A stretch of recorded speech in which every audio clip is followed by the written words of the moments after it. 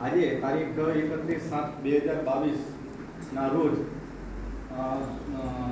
ધરમપુર તાલુકાના આ સદરા ગામે લાઇબ્રેરીઓની અંદર જે બામસેટ ભારતીય મૂળ નિવાસી સંઘ, ભારતીય મૂળ નિવાસી સાંસ્કૃતિક મંચ અને ભારતીય મૂળ નિવાસી મહિલા સંઘ દ્વારા આ લોક જાગૃતિનો જે કાર્યક્રમ આયોજન કરવામાં આવ્યો છે, તો એ બદલ આયોજન કરનાર અને તેને સહયોગ આપનાર સર્વ સાથીઓને હું અભિનંદન આપું છું. અને આજના જે કાર્યક્રમ અંતર્ગત અગાઉ વક્તાઓએ ઘણી બધી આ બાબતે માહિતીઓ આપી છે, તો એ માહિતીઓનું પાછું પુનરાવર્તન ન થાય એનું કાળજી રાખતા વિષય આધારિત મારી વાત વ્યક્ત કરવા પ્રયાસ કરું છું. આજનો જે વિષય છે કે ભારત દેશના હાલના લોકતંત્રની સ્થિતિ અને તેનું ભવિષ્ય જોતા અત્યારે આપણા બાળકોનું શિક્ષણ, રોજગારી, ગરીબી, મોંઘવારી તથા સમાજના અસ્તિત્વ પર વિશેષ ચર્ચા. તો કહેવાનો ટૂંકમાં ભાવાર્થ એવો છે કે વર્તમાન ભારતીય લોકતંત્ર છે તેની અત્યારે જે પરિસ્થિતિ છે તે જોતા આવનારું ભવિષ્યની આપણે કલ્પના કરીએ તો આવનારા જે સમય છે તે દરમિયાન આપણી જે ભાવિ પેઢી એટલે આ બાળકો છે એનું ભવિષ્ય શું હશે, કે એનું શિક્ષણ, એની રોજગારી, એની ગરીબી, પછી મોંઘવારી, આ સમાજનું અસ્તિત્વ કેવું ટકી શકશે કે કેમ છે, એના ઉપર આ વિષય નક્કી કરવામાં આવ્યો છે. તો ખાસ તો આ ગંભીર વિષય છે, તો આ બાબતે બોલતા પહેલે તો એક થાય કે ભાઈ કે આ જગતની અંદર કોઈ કાર્ય થાય છે એની પાછળ કારણ હોય છે. કોઈ પણ કાર્ય કારણ વગર નથી થતું. એટલે આ લોકતંત્ર છે, તો લોકતંત્રમાં આ પરિસ્થિતિનું નિર્માણ થઈ ગયું છે. તો લોકતંત્ર ભારતમાં લાગુ ક્યારથી થયું? આપણે ખરેખર બાબા સાહેબ આંબેડકરને જો જાણીએ અને સમજવા હોય તો એના 5-10 વાક્યો જે મહત્વના છે એ આપણે જીવનમાં જો અમલીકરણ કરીએ ને તો આપણને ઘણી બધી માહિતીઓ પ્રાથમિક તો ખબર પડવા માંડે, એનું સોલ્યુશન ખબર પડવા માંડે, સમસ્યા શું છે તે પણ આપણને ખબર પડવા માંડે. જો આપણે જ્યાં સુધી આપણા મહામાનવોના વિચારો જાણ્યા નહીં હોય તો પછી આપણે સમસ્યાનો ભોગ બનવા છતાં પણ સમસ્યાનો ભોગ બનેલા છે એની પણ માહિતી નહીં મળે. સમસ્યાને આપણી પોતાનું આનંદ, સમસ્યામાં આનંદ માણીએ છીએ આપણે તો ઘણા ખરેખર તો, કારણ કે એ આપણને સમસ્યાનું તો ભાન જ નથી થતું, કારણ કે આપણે આપણા મહામાનવોનો ઇતિહાસ નથી જાણતા, આપણા મહામાનવોએ બતાવેલા રસ્તાઓ નથી જાણતા, આપણા મહામાનવ કોણ છે તે જ આપણને ખબર નથી. બાબા સાહેબ આંબેડકર છે, મહાત્મા જ્યોતિરાવ ફૂલે છે, માતા સાવિત્રીબાઈ ફૂલે છે, બિરસા મુંડાજી છે, આવા ભારત વર્ષની અંદર 150 થી પણ વધારે મહામાનવો થઈ ગયા છે અને એના કરતા પણ કદાચ વધારે હશે, કારણ કે ઘણાનો તો ઇતિહાસ આપણને ખબર નથી, કારણ કે ઇતિહાસ લખવાનું કામ જ જે આપણા હિત શત્રુઓ છે તે લોકોના હાથમાં છે. એટલે એ લોકો ઇતિહાસ પોતાનો લખે છે ને કોઈ પણ જે શાસકો છે એ પોતાનો ઇતિહાસ ક્યારેક વાસ્તવિક ઇતિહાસ નહીં લખે. એ તો એનો જે કાયરતાવાળો ઇતિહાસ હોય એને શૌર્યશાળી બતાવશે, અને જે ખરેખર શૌર્યશાળી ઇતિહાસ છે એનો એ લોકો કાયરમાં કપાવશે, અથવા તો એવા ઇતિહાસને એ લોકો વિકૃત કરશે અને નાશ કરવા કોશિશ કરશે. એટલે કહેવાનો ભાવાર્થ એ થાય છે કે બાબા સાહેબે કીધું છે કે જે લોકો પોતાનો ઇતિહાસ નથી જાણતા એ લોકો ક્યારેય પોતાનો ઇતિહાસ નથી બનાવી શકતા. એટલે કહેવાનો ભાવાર્થ એ થાય છે કે અત્યારે લોકતંત્રની અંદર આ જે પરિસ્થિતિનું નિર્માણ થાય છે, તો આપણે લોકતંત્રનું નિર્માણ ક્યાંથી થયું છે તો આપણે ટૂંકમાં સમજીએ કે 1947 થી આ ભારત દેશ આઝાદ થયો એવું આપણને ભણવામાં આવ્યું છે. તો ભારત દેશ 1947 15મી ઓગસ્ટે આઝાદ થયો, તો માત્ર એ આપણને એમ લાગે કે આઝાદ થયો, હકીકતની અંદર એ અંગ્રેજોની રાજકીય ગુલામીમાંથી મુક્ત થયા, આ હકીકત છે. બાકી બીજી ગુલામી કેટલા પ્રકારની છે, કયા પ્રકારની છે, આપણે આપણા મહામાનવોને વાંચીએ, એનો ઇતિહાસ જાણીએ તો આપણને ખબર પડે કે આપણે કેટલા પ્રકારની ગુલામીના ભોગ બનેલા છે. આપણે આપણી ગુલામી કેટલા પ્રકારની છે જ ખબર નથી. તો આપણે ખાલી રાજકીય ગુલામીમાંથી આઝાદ થયા, અને તે પણ આંશિક આઝાદ થયા છે, અને એ પણ હકીકતમાં વાસ્તવિક આઝાદી તો અત્યારે મળી જ નથી. એ આઝાદ હોવાના બ્રહ્મા છે આપણે તો, કારણ કે જે તે વખતે ભારત આઝાદ થયું 1947માં 15મી ઓગસ્ટે, અને ત્યાર પછી જ્યારે ભારતનું બંધારણ બનાવવાની વાત કરવાની આવી અને તે વખતે ભારતીય બંધારણ સભાના સભ્યો નક્કી કર્યા અને એ ભારતીય સંવિધાન સભાની અંદર ચૂંટીને મોકલવાના, પસંદ કરીને મોકલવાના જે લોકોની વાત આવી, ત્યારે કયા કયા પ્રકારના લોકોને મોકલવા જોઈએ, ત્યારે જે દુશ્મનો છે તેને પણ ખબર જ હતી કે આમાં જે બહુસંખ્યક લોકો છે જેને સદીઓથી શિક્ષાથી વંચિત રાખવામાં આવ્યા છે, જે પ્રગતિના ક્ષેત્રો છે એનાથી વંચિત રાખવામાં આવ્યા છે, અને આનું પ્રતિનિધિત્વ કરી શકે એવા જો માણસો હોય ભારતની અંદર તો માત્ર એક જ લોકલની આંગળીના વેઢે ગણાય એટલા જ હતા. અને એમાં જો પ્રમુખ જે નામ આવતું હોય, મુખ્ય નામ આવતું હોય, તો એમાં ડોક્ટર B.R. આંબેડકર સાહેબનું આવતું હતું. તો એ ભારતીય સંવિધાન સભામાં ન જાય એવા પૂરતા એ લોકો પ્રયત્ન કર્યા હતા. તો આપણે આ ઇતિહાસ એટલા માટે મારે કહેવાની જરૂર પડે છે કે આ સમસ્યાઓનું જે સર્જન થાય છે એની પાછળ આપણી અંદર જે જાણકારીનો અભાવ છે, ઇતિહાસની અજ્ઞાનતા છે એ છે કે આપણે જો ખરેખર જાણકાર હોત તો આ પરિસ્થિતિનું નિર્માણ અત્યાર સુધી થયું જ નહીં. કારણ કે અત્યારે જે પરિસ્થિતિ છે કે અત્યારે આપણે મોટે ભાગે પોતાને જાગૃત કહીએ છીએ ને, તો હું તો એમ કહું છું કે જે પોતાને જાગૃત કહેતો હોય ને એમાં કદાચ હું પણ આવી જાઉં. જે પોતાને જો જાગૃત કહેતો તે જાગૃત હોવાના ભ્રમમાં છે. ખરેખર જાગૃત કોને કહેવાય એ પોતાને ખબર નથી કમલેશભાઈ. આ હકીકતમાં મોટા ભાગના આપણા લોકોને જાગૃત હોવાનો ભ્રમ છે ખરેખર તો કે જાગૃત કોને કહેવાય કે જેને દુશ્મન અને મિત્રની જેને સાચી સમજ છે એને સાચા અર્થમાં જાગૃત કહી શકાય. હવે આપણે તો સાચા મિત્ર કોને શત્રુ કોણ એની જ ભાન નથી. મીઠું બોલે કોઈ આપણા પેઢીઓનો શત્રુ હોય તે મીઠું બોલે બે વાત કરે તો આપણો PhD થયેલો હોય ત્યાંની પાસે જાય અને આપણો માણસ કોઈ આપણે મુવમેન્ટનો માણસ હોય અને ત્યાં આપણા ભાઈ આપણા બોલી ગયા બે શબ્દ કડવા બોલી ગયા તો ત્યાં ઘણાને ખોટું લાગતું હશે, પણ એની વાત તેની અંદર તો વાસ્તવિકતા હતી કે નહીં, એની અંદર દર્દ હતું, બરોબર છે. પણ એ કડવા શબ્દ હતા તો પણ એ વાત તો તેને બિલકુલ ખોટી નથી કરી. તો એ વાત આ કરી તો એ તો ગાંડો છે, એ નથી એ બરોબર માણસ બરોબર નથી. એ પેલા ભણેલા ગણેલા જે 100 ભણેલા ગણેલા હું તો કહું છું એ લોકોને આવા માણસો સારા નહીં લાગે. જે આપણા પેઢીઓના શત્રુ છે એને એ સારા લાગશે. હવે આ ગમે તેવી PhD ડિગ્રી લીધેલી હોય કે ગમે તેવી ડિગ્રી 3-4 ડિગ્રી લીધેલી હોય એ અર્થહીન છે, કારણ કે એને મિત્ર અને શત્રુની ખબર જ નથી. હવે આવા નમૂનાઓ આપણા મૂળ નિવાસી બહુજન સમાજની અંદર એટલે SC ST OBC અને માઇનોરિટીઝની અંદર અસંખ્ય છે, બહુમતીમાં છે.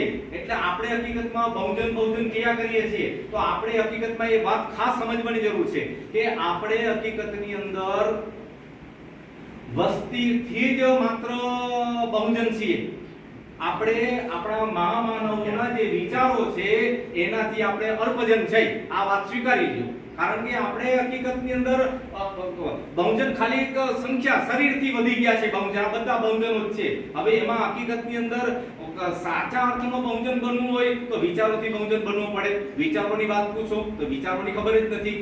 બહુ 2-4-5 મીટિંગ એટેન્ડ કરી હોય તો એને પણ બિરસા દાદા કોણ થઈ ગયા, બાબા સાહેબ કોણ થઈ ગયા એની ખબર હોય. અને પછી એ તેની તિથિ ક્યારે આવે છે ક્યાંક કેલેન્ડરમાં લખી રાખે કે 14મી એપ્રિલ આવે છે, આની ક્યારે આવે છે, એ આવે ત્યારે સજીને તૈયાર થઈ પછી જય જયકાર કરે, એને ફૂલમાળા અર્પણ કરશે ને વાત પતી ગઈ. 365 દિવસમાં 1-2 દિવસે જે આવશે. હવે આ પોતાની જાતે મને બધી ખબર પડે પાછી અને હાથ ચૂકવાની દઈએ આપણે. એટલે આવા લોકો મેજોરિટી આપણા લોકોની અંદર છે, SC ST OBC માઇનોરિટીઝની અંદર. અને આપણે ખરેખર દુશ્મનો ઉપર આંગળી ચીંધીએ. દુશ્મનનું કામ છે જે આપણી સાથેની દુશ્મનાટ કરવાની, કારણ કે એ આપણા પેઢીઓના શત્રુઓ છે, એ હિત શત્રુઓ છે. એને તો આ વ્યવસ્થા બનાવેલી છે, જે બ્રાહ્મણવાદી વર્ણ વ્યવસ્થા એ લોકોએ બનાવી છે.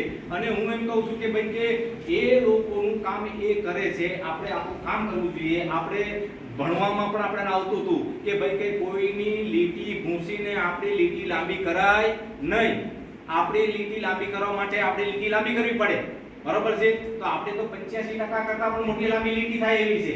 અને પેલા 3% ની લીટી કેવડી થાય, બરોબર છે. પણ 3% ની લીટી અત્યારે લાંબી દેખાય છે અને 85% ની વારાની લીટી એના કરતા 3% ના પણ 3% નથી. એનું કારણ શું છે? એટલે આપણે આત્મમંથન કરવાની જરૂર છે, આત્મશોધન કરવાની જરૂર છે. આપણે ખરેખર તો શું છે કે હંમેશા બીજાનો જ વાંક જોવાનું, કારણ કે આપણે તો સસ્તું એક સાધન મળી ગયું છે કે ભાઈ કે બધા વાતો કરતા હોય કે આ દેશની સમસ્યાનું મૂળ કારણ છે બ્રાહ્મણવાદ, અને બ્રાહ્મણવાદને કારણે આમ થયું છે ને મનવાદ, એટલે આખી ખબર પડી ગઈ. એટલે એ પોતે સમજી જાય કે અહીંયા મારો વાંક દેખાય છે ક્યાંય, એટલે પોતાનો વાંક આવતો હોય ત્યાં બ્રાહ્મણવાદનો વાંક કાઢશે કે ભાઈ કે આ બ્રાહ્મણવાદી વ્યવસ્થાને કારણે આ ભાઈ બ્રાહ્મણવાદી વ્યવસ્થાના કારણે અત્યારથી નહીં સદીઓથી આપણે લોકો ગુલામ હતા. અને અત્યારે પણ ગુલામ છીએ. આપણે આઝાદ હોવાનો ભ્રમ છે. ખરેખર લોકતંત્રની અંદર અત્યારે આપણે એમ જોઈએ તો આ લોકશાહી ખરેખર વાસ્તવિક લોકશાહી તો ક્યાંની ખતમ થઈ ચૂકી છે. અત્યારે આપણે આભાસી લોકતંત્રની અંદર જીવી રહ્યા છે. મને વ્યક્તિગત રીતે એવું લાગે છે, કારણ કે તમે જો તો એક વિશેષ કોમની કોઈ વ્યક્તિ જ્યારે જાહેરમાં સ્ટેટમેન્ટ આપે તો એને ચારે બાજુથી બચાવવા માટે પ્રયત્ન થાય છે. ખરેખર તો ભારતના બંધારણ પ્રમાણે, આપણા કાયદા કાનૂન પ્રમાણે એ જેલની અંદર હોવી જોઈએ કે હોવો જોઈએ. અને કોઈ પણ માણસને એક સામાન્ય કોઈક બોલે, હમણાં કોઈ બિહારમાં આપણા પેલા દિલીપભાઈ બોલ્યા, દિલીપભાઈ યાદવ, બરોબર છે, એને કોઈક એક લખ્યું છે કે 5 મહિલાઓ એક લિંગની પૂજા કરે છે ને એમાં એને નીચે પોતાની કોમેન્ટ મૂકી. ભાઈ, વાણી સ્વતંત્રતાનો અધિકાર છે અને એમણે એમાં ક્યાં મહિલાઓનું અપમાન કરી નાખ્યું છે, એમાં કોની લાગણી દુભાઈ છે, એમાં ગુનો બનતો નથી, તો છતાં એને એરેસ્ટ કરી દો. એટલે આવું થાય છે તો ઘણાને આશ્ચર્ય, મને આશ્ચર્ય નથી થતું, કારણ કે એ લોકો, જે લોકો વસ્તીમાં અલ્પમતીમાં છે, એ લોકો વિચારોમાં બહુમતીમાં છે, એટલા માટે કે એ લોકોના વિચારો આપણા લોકોના મગજની અંદર નાખેલા છે. આપણા જે હમણાં લગભગ અઠવાડિયા પહેલા મેં કોમેન્ટ લખેલી, પોસ્ટ લખેલી હતી કે ભાઈ કોમ્પ્યુટર ગમે તે કંપનીનું હોય પણ અંદર સોફ્ટવેર કયું છે એ મહત્વનું છે. એટલે આપણે આ હાર્ડવેર છે, આ શારીરિક રીતે બરાબર છે, પણ આપણા અંદર સોફ્ટવેર કયા છે? બધા મોટા ભાગના લોકોમાં સોફ્ટવેર મનુવાદી છે, બરાબર છે. અહીંયા બધી વાતો કરશે, બધી બહુજનની ને બિરસા મુંડાજી ને તિલકા માંઝીજી ને બધી મોટી મોટી વાતો કરશે, બાકી આચરણમાં આવશે તો આચરણ શૂન્ય. તો પછી આપણે દુશ્મનોને શું કામ? હું તો એમ કહું કે દુશ્મનોનો વાંક કાઢવાનો આપણે હકદાર જ નથી. હું એમ કહું કે 85% થી પણ વધારે, 85% થી વધારે હું તો એમ કહું છું, ખરેખર તો 85% તો ઈમાનદારીથી પોતે શોષિત છે એવું એને સ્વીકારેલું છે. બાકીના જે 12% લોકો એવું છે તો એ ખરેખર તો શોષિત છે પણ એ સ્વીકારતા નથી. એ ઘણા ક્ષેત્રમાં શોષિત છે, કારણ કે એ સેકન્ડ ક્લાસ ને થર્ડ ક્લાસ જન્મજાત હોવું એ કંઈક સારા હોવાની નિશાની છે, ઊંચ હોવાની નિશાની છે.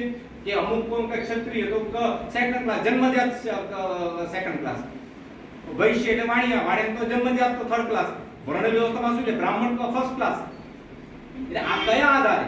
એટલે આવું અત્યારે પણ આ વૈજ્ઞાનિક યુગની અંદર ચાલી રહ્યું છે. એટલે આ હકીકતની અંદર જ્યાં સુધી આપણે બાબા સાહેબ આંબેડકરને ખાસ સમજવાની જરૂર છે. બાબા સાહેબે કીધું છે કે ગુલામો को गुलामी का एहसास करवा दो, वो अपने आप विद्रोह कर उठेगा. હવે આપણે તો ગુલામીનો અહેસાસ જ નથી, આપણે તો ગુલામીમાં આનંદ માણીએ છીએ મોટા ભાગના લોકો. એટલે એને થોડું ઘણું ખબર પડી ગઈ હોય છે તો એને ઘણું ખરું ખબર પડી ગઈ છે એવા ભ્રમમાં રહી છે. હકીકતની અંદર હું એમ કહું કે ભાઈ કોઈ મિલિટરીના ડ્રેસ અત્યારે મળે છે માર્કેટોમાં, બરોબર છે. હવે ડ્રેસ પહેરી લેવાથી હું મિલિટરી મેન જેવો લાગુ, પણ મિલિટરી મેન બનવું ખરો? મિલિટરી મેન બનવા માટે શું કરવું પડે? સૈનિક બનવા માટે શું કરવું પડે? ટ્રેનિંગ લેવી પડે, પ્રશિક્ષણ લેવું પડે, બરાબર છે. તો હું મોટે ભાગે લોકોને સૈનિક જેવા દેખાવા છે, સૈનિક બનવા નથી. કારણ કે સૈનિક બનવામાં તો પહેલા તો પ્રશિક્ષણ લેવા માટે પસીનો પાડવો પડે, જિંદગીના 2-3 વર્ષ બગાડવા પડે, ત્યારે પ્રશિક્ષિત થાય. અને એમાં પણ કેવા મોટા જોખમ, શરીર કસાવવું પડે, તાળ બધું વેઠવું પડે. તો આ બધી આકરી પ્રશિક્ષણ એટલે ટ્રેનિંગ લેવી પડે, ત્યાર પછી એક સૈનિક બની શકાય. અને ત્યારે એ ડ્રેસ પહેર્યો હોય તો એ લાગે કે ના ભાઈ, અને એને ખરેખર કયું શસ્ત્ર ક્યાં વાપરવું તે પોતાની ટ્રેનિંગ લીધેલી હોય. અહીંયા તો ખાલી ડ્રેસ જ પહેર્યા છે મોટે ભાગે આપણા લોકોએ, ખાલી જય ભીમ નમો બુદ્ધાય, પછી ત્યાંથી જઈલા તમારે મહાત્મા ફૂલેનું નામ આવે, જય બિરસાજી કહી નાખે, એ બધી વાત કરે. એટલે પછી પેલા મને લાગે કે એવા જ્યારે જય જયકાર કરતા હોય ને પાછા જે આપણા દુશ્મનોના સંસ્થા સંગઠનો છે એની અંદર જે કામ કરતા હોય અને પાછા કે આપણા લોકોનું આમ થાય છે તેમ કરતા થવાનું વહેલું થાય. કારણ કે આ આપણે કામ જ કરીએ છીએ. દુશ્મનોનો આમાં વધારે વાંક, કારણ કે દુશ્મનો જે લોકો છે એ લોકોના મહામાનવોએ બતાવેલા રસ્તા પર ચાલી રહ્યા છે. એના મહામાનવના રસ્તાથી વિચલિત નથી થયા. કોઈ પણ એક ગમે તેવો ગ્રેટ સાયન્ટિસ્ટ હોય, કદાચ ગમે તેટલો ભણેલો એક જનોધારી બ્રાહ્મણ હોય કે એક સામાન્ય મંદિરનો કોઈ પૂજારી હોય, બરોબર છે, જનોધારી, તો એને તમે જો તે બેયની સામ્યતા તમને દેખાશે કે એ ક્યારે પોતાના આદર્શ અને ભગવાન તરીકે પરશુરામને માનશે. બરાબર છે. બેમાં તમે જો કે એક પેલો હાઈલી ક્વોલિફાઈડ છે તેનો પણ આદર્શ અને ભગવાન કોણ છે તો પરશુરામ છે, અને એક જે એક સામાન્ય મંદિરનો એક પૂજારી હોય ઓછું ભણેલો હોય તો એનો તમે જો આદર્શ ને ભગવાન કોણ છે તો પરશુરામ છે. અને એ તમે જો તો એના મહામાનવની વિચારધારાથી વિપરીત ચાલતા નથી ક્યારેય, બરોબર છે. અને આપણી અંદર આપણે આત્મભોજન કરવાની જરૂર છે કે આપણે ખરેખર આપણે દુઃખી છીએ તો એનું મૂળ કારણ શું છે કે આપણે તો પહેલી વસ્તુ આપણા મહામાનવનો ઇતિહાસ સાચો જાણતા નથી, આપણે પ્રશિક્ષિત જ નથી. આપણે ખરેખર તો ખાલી મિલિટરીના કપડાં પહેરીએ છીએ ખોદીને, અને એ કપડાં પહેરવા વાળા ઓછા છે, એમાં ડર લાગે છે, એવા કપડાં પહેરવાથી માર પડે છે, એટલે એવો નથી પહેરતા, એ નહીં પહેરવાના ભાઈ, એ તો એમ કે આપણે સાફ ખરાબ થાય. એટલે આવા દંભી લોકો છે આપણે, મોટા ભાગના લોકો એ કહેવાતા વસ્તીથી બહુજનો છે, બાકી હકીકતની અંદર વિચારોથી અલ્પજન છે. એટલે આ વાત આપણે સ્વીકારવી પડશે. માત્ર ને માત્ર આપણે દુશ્મનોને જે ભાંડા કરીએ કે ભાઈ કે આ દુશ્મનોએ આ જે કામ કર્યું છે અને એના કારણે આ દુશ્મનોના કારણે છે, દુશ્મનોની બુદ્ધિના કારણે કે એની કૂટનીતિના કારણે આપણે લોકો સમસ્યાગ્રસ્ત છે, એના કરતાં વધારે પડતી જો કારણ હોય, મોટું હોય, તો એ આપણા લોકોની અજ્ઞાનતા, આપણા લોકોની અજાગૃતતા ના કારણે આપણે છે. તો આપણે આ વસ્તુ સમજવી પડશે. તો આપણે હકીકતમાં આપણા જે મહામાનવોએ જે વાત કીધી છે કે એમણે એક રસ્તો બતાવ્યો છે. જો ઈમાનદારી હોય, બાબા સાહેબે શું કીધું છે, બહુ સ્પષ્ટ કીધું છે કે ભાઈ મારે છે ને બુદ્ધિમાનોની બહુ જરૂરત છે નહીં, મારે નિષ્ઠાવાનોની જરૂર છે. મારે બુદ્ધિમાન કોઈ આવશે ને બુદ્ધિ ઓછી હશે ને એ ચાલશે, એને બુદ્ધિની ઘટ પડશે ને એની ભરપાઈ હું કરી લઈશ. કારણ કે બાબા સાહેબની વાત આપણે સમજવાની છે કે બુદ્ધિ અને નિષ્ઠા એટલે એની પ્રામાણિકતા કયો, ઈમાનદારી કયો, ઓનેસ્ટી કયો ઇંગ્લિશમાં, તો એ જે ખરી તો એ જે તમારે બુદ્ધિની ભરપાઈ થઈ શકે, કારણ કે બુદ્ધિની આદાન પ્રદાન થઈ શકાશે કે કોઈની પાસેથી બુદ્ધિ ઉછીની લઈ શકાય અને કોઈને આપી શકાય. અને પણ ઈમાનદારી એક વાત એવી છે કે ઈમાનદારી નથી કોઈનાથી પૂછીને આપી શકાતી કે નથી લઈ શકાતી, એટલે ઈમાનદારીનું મહત્વ વધારે છે. એટલે બાબા સાહેબે કીધું છે કે મારે બુદ્ધિમાનનું કરણ નહીં વધારે જરૂર, પણ ઈમાનદારોની વધારે જરૂર છે, નિષ્ઠાવાનોની વધારે જરૂર છે. અને આપણે અહીંયા નિષ્ઠાવાનોના તો દુકાળ પડેલા છે, બુદ્ધિમાનોના તો યાર આપણા પાડેલા છે. આપણે બુદ્ધિ તો તમારે વગર માંગે આપણે ના આપે છે કે તમારે આમ નહોતું બોલવું, તમારે ભાઈ તમે ઊભા થઈને બોલો તો ખરા, ખબર પડે કે કેમ બોલાય છે ને શું થાય છે. એટલે ક્યાંક આપણે સમાજના માટે ખરેખર અત્યારે જે કામ કરવું જોઈએ, હું એમ કહું કે તમારે કામ નથી થતું તો કોઈ કરતા હોય છે તેને સહકાર આપો, અથવા તો નહીં સહકાર આપી શકતા હોય તો એને પ્રોત્સાહિત કરવાની કોશિશ કરો, અને નહીં કરતો તો હવે ચૂપ રહ્યું, પણ એને ખરેખર એને નિરુત્સાહી કરવાનું કામ કરો ને, એ તમે સમાજદ્રોહનું કામ કરી રહ્યા છો. કારણ કે તમારા ભાગનું કામ એ માણસો કરી રહ્યા છે. અત્યારે ખરેખર બહુજન કહેવાય છીએ, પણ બહુજનમાં બહુ મુઠ્ઠીભર લોકો છે કે જે આ કામ ઈમાનદારીથી કરી રહ્યા છે. અને તેમાં પણ તમે જો કે જે બેઈમાન લોકો છે તે દૂધને દહીંમાં પગ રાખીને પેલી બાજુ જાય છે ને આ બાજુ જાય છે. જ્યારે 14મી એપ્રિલ ને બીજા આપણા આવશે મહામાનવનો જન્મદિવસ મહામાનવોના, ત્યારે આ બાજુ આવશે પાછું કે વધારે પડતો સમય ત્યાં આપશે, ગુલામગીરી કરશે. તો આવા લોકો છે, તો એવા લોકોને આપણે સાઈડ પર મૂકો, પણ જે ઈમાનદારીથી કામ કરી રહ્યા છે એની અંદર તમે જો તો આપસી ભાઈચારો નથી. ઈમાનદારીથી કામ કરનારા લોકોની વાત કરું છું, કારણ કે ઈમાનદારીથી જે લોકો કામ કરે છે, એક સંગઠન તમે હોય, જો ઈમાનદાર માણસ ખરેખર બુદ્ધિ નિષ્ઠાથી જો કામ કરતા હોય તો એક સંગઠનના એકથી વધારે ટુકડા થાય એ આપણા માટે ખરેખર શરમજનક છે અને એકદમ ઘાતક છે. કારણ કે આપણે લોકો અત્યારે એમાં કોઈ બેઈમાનની આપણે ક્યાંથી વાત કરાય, ભાઈ તમે તો બુદ્ધિમાન છો, તમે તો નિષ્ઠાવાન છો, ભાઈ શા માટે આ સંગઠનોના ટુકડા થાય છે? આ સંગઠનના ટુકડા થાય એટલે આપણી વિચારધારામાં આપણી તાકાત તૂટે છે. આપણી તાકાત તૂટે છે તો એના માટે જવાબદાર કોણ છે? કારણ કે આપણી અંદર આંતરિક ઈર્ષાભાવ, આંતરિક અહંકાર, હું મહાન, મારા સિવાય કોઈ આમ નહીં થવું જોઈએ, હું કરવાના કારણે ઘણા સંગઠનો તૂટ્યા છે આપણા. એટલે ભાઈ તમે એક જ વસ્તુ છે કે લોકતાંત્રિક પ્રક્રિયામાં તમે જો માનતા હોય તો તમારે 3 વર્ષ કે 5 વર્ષ જે કાંઈ નક્કી થયું હોય અને સર્વાનુમતે કદાચ એકાદ વર્ષ આમથી આમ કોઈ વધારી દે તો વાત અલગ છે. બાકી પછી તો તમારે લોકતાંત્રિક દબે બીજા કોઈને ચાન્સ આપવું પડે ને તમારો જે અનુભવ છે એને તમારે ત્યાં એને મદદમાં રહેવું જોઈએ. આ તો મરે ત્યાં સુધી કે ભાઈ મારા સિવાય પ્રમુખ બીજો કોઈ બનવો નહીં જોઈએ, પછી આપણું ક્યાંથી ઉત્થાન થવાનું છે? એટલે આમાં સમસ્યાના મૂળમાં દુશ્મનો છે એ આપણે અવગણી નહીં શકાય, પણ દુશ્મનો કરતા વધારે આપણે લોકો છે.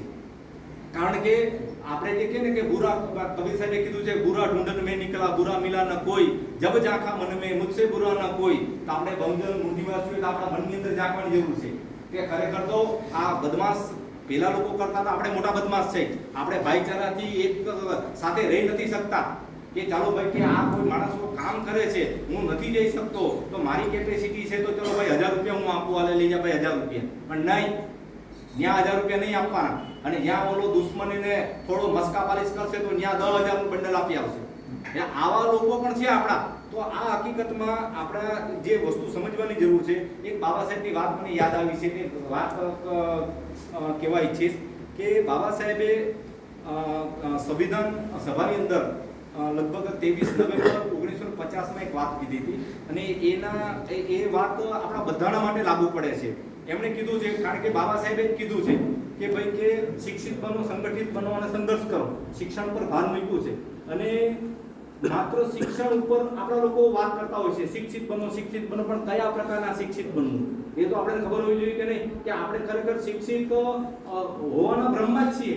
તો બાબા સાહેબે કીધું છે કે જ્ઞાન જે છે એ સીલ વગરનું જ્ઞાન એ ખરેખર ભૂખ્યા જંગલી જનાવર જેવું છે. જે જ્ઞાન હોય પણ એની અંદર સદાચાર સીલ નહીં હોય તો એ છે એ ભૂખ્યા જંગલી જનાવર જેવું છે. એમ કે સમાજ માટે જેવી રીતે એક જંગલી જનાવર હિંસક થઈ જાય, એવી રીતે કોઈ જ્ઞાની હોય પણ એ સીલ આચરણ વગરનો હોય, એ એટલો જ જંગલી જનાવર જેટલો સમાજ માટે ઘાતક થાય. આ વાત આપણે બહુ મહત્વની છે ને આપણે સમજવાની જરૂર છે કે માત્ર જ્ઞાની થઈ જવાથી, બહુ જ્ઞાન મેળવી લેવાથી, બહુ થોથા વાંચી લેવાથી બધું આનું નિરાકરણ નહીં આવે. ભલે ઓછી જાણકારી હશે તો ચાલશે, કારણ કે બીજા પાસેથી આપણે જાણકારી ઓછીની મળી શકશે, પણ ઈમાનદારી આપણે 100% પૂરેપૂરી જોશે ને જોશે. ઈમાનદારી માટે બીજું ખર્ચવું નથી પડતું, ખાલી એક સામાન્ય જાણકારી હોવી જોઈએ કે આપણે શું કરાય શું નહીં કરાય. આપણે આટલી ખબર પડે કે ભાઈ કે આપણે ક્યાં જવું જોઈએ અને ક્યાં નહીં જવું જોઈએ. આપણે બાબા સાહેબે કીધું છે ભાઈ કોંગ્રેસ જલતા હુઆ ઘર હે, એના ચારાના સભ્ય નહીં બનતા એવું કીધું ને બાબા સાહેબે. તો આપણે બસ આટલી વાત ઇનફ છે, બાકી એના માટે કઈ બીજું બહુ પ્રશિક્ષણ લેવાની જરૂર નથી. બાબા સાહેબનું જીવન ચરિત્ર તમે જોઈ લો કે નથી કોઈ આરએસએસ નું કામ કર્યું, નથી કોઈ જનસંઘનું કામ કર્યું, નથી કોઈ મનુવાદી બીજી કોઈ સંગઠનનું કામ કર્યું. એને શું કામ કર્યું તે ઓપન છે, લખેલું છે બધું. આપણે અત્યારે જે આ ચાલી રહ્યું છે તે એમની જ દેન છે. એના પછી જે કાંચીરામ સાહેબ છે, આદરણીય દીના વાળા સાહેબ છે, કે પછી આપણા ડીકે ખાપડે સાહેબ છે, એમણે જે કામ કર્યું એ તમે જો તો એમના વખતે પણ કોંગ્રેસ કે બીજેપી ના બધું હતું જ, પણ ક્યારે એ વાત એ લોકોએ કરી નથી. કેમ ભાઈ બહુજનની વાત કરી? તો આપણે સમજવાની જરૂર છે કે આપણી સમસ્યા માટે આપણી બેઈમાની જવાબદાર છે, કે આપણે ઈમાનદાર થવાની જરૂર છે. બહુ વાંચવાનું, પુસ્તકો વાંચવા જરૂરી છે, પણ પછી બહુ વાંચવાથી નહીં થાય. વાંચવું સમજ્યા પછી તમારે શું કરવું છે એ વસ્તુ નક્કી કરી દો. જ્યાં લાગતું હોય તો ત્યાંથી તમે યુ ટર્ન મારી દો. જાયગા ત્યાંથી હવાર કહી છે ને ભાઈ કે જ્યાં સુધી મને નહોતી ખબર પડતી ત્યારે 15-16 વર્ષની ઉંમરે ભાઈ ભારત સેવા શ્રમ સંઘ નામના જે સંગઠનની અંદર કામ કર્યું, 2-2.5 વર્ષ કામ કર્યું, ત્યારે કટ્ટર હિન્દુવાદી માનસિકતા અને ભાઈ મુસલમાનને કટ્ટર શત્રુ ગણીએ આવું બધું થતું હતું. પણ 1985માં મેં પહેલી વખત કાંશીરામ સાહેબને સાંભળ્યા. બામસેપની મેં મીટિંગ જે દિલ્હીમાં 1985માં 19 વર્ષની ઉંમરે મેં એટેન્ડ કરી, ત્યાર પછી મને ખબર પડી કે ભાઈ કે આ હકીકતમાં હું જે માનું છું એના કરતાં કંઈક અલગ છે. મારો કોન્સેપ્ટ 100% તો ક્લિયર થયો જ નહોતો, કારણ કે 19 વર્ષની ઉંમર. અરે ત્યારે એમ થતું હતું મને કે આ કાંશીરામ સાહેબની બહુ મોટી ભૂલ છે. આ પેલા મુસલમાનોને હાથે લયા કરે અને પેલા બ્રાહ્મણોનો વાત કહે કે બ્રાહ્મણ બિચારા એટલે આપણા ભાઈઓ છે. એનો વાંકનું છે. આ કાંશીરામ સાહેબ આટલી ભૂલ જો ખાલી સુધારી નાખે ને તો બહુ મજા આવી જાય. ત્યારે મને પહેલે એવું થતું, પછી ધીમે વાંચ્યું, ત્યાર પછી ખબર પડી કે આ કાંશીરામ સાહેબના બધા મહામાનવો સાચા છે, આ હું ખોટો. એટલે મારા જેવી જે હાલત છે એવા અત્યારે વર્તમાન કાળે પણ ઘણા લાખો કરોડો યુવાનો આવી રીતે ફસાયેલા છે. તો એને ખરેખર આ અધ્યયનની જરૂર છે, વાંચવાની જરૂર છે. એટલે વાંચવાથી, વિચારવાથી અને અમલમાં લાવવાથી આનું પરિણામ આવશે. બાકી એક દાખલા તરીકે કોઈ પણ વાત કે આપણે જોઈ કે પરિણામ કઈ આવ્યું છે તો હવે આપણે નિરાશ થઈ જઈએ, તો નિરાશ થવાથી આનું કઈ આવવાનું નથી. એકલા હોય તો એકલા વન મેન આર્મીની જેમ લડી લેવાનું. બરોબર છે. બાકી તમે હતાશ થઈ જાઓ અને ઘરે બેસી જાઓ કે આ બધા કેટલા ટુકડા થાય છે, પેલો ટુકડો થયો, આ ટુકડો થયો, હું શું કરું, એટલે પછી તો ડિપ્રેશનમાં તારી દવા કરવી પડે ભાઈ. એના કરતા લાગે કે ઈમાનદારીથી જે કામ કરે છે એની સાથે રહ્યો તમે, અને કોઈના સાથે આપણે દુશ્મનાવટ નથી. આપણે જે કોઈ ટુકડા થયા છે કઈ એવા કઈ લખીને થોડા ટુકડા થયા છે કે હવે જિંદગીભર આપણે એકબીજાના મોઢા નહીં જોવું, એવી રીતે થોડા થયા છે. ભાઈ આ સમાજને જરૂર પડશે તો એ ટુકડાઓ અલગ અલગ જે પડેલા છે તે કાલે બધા ભેગા થશે.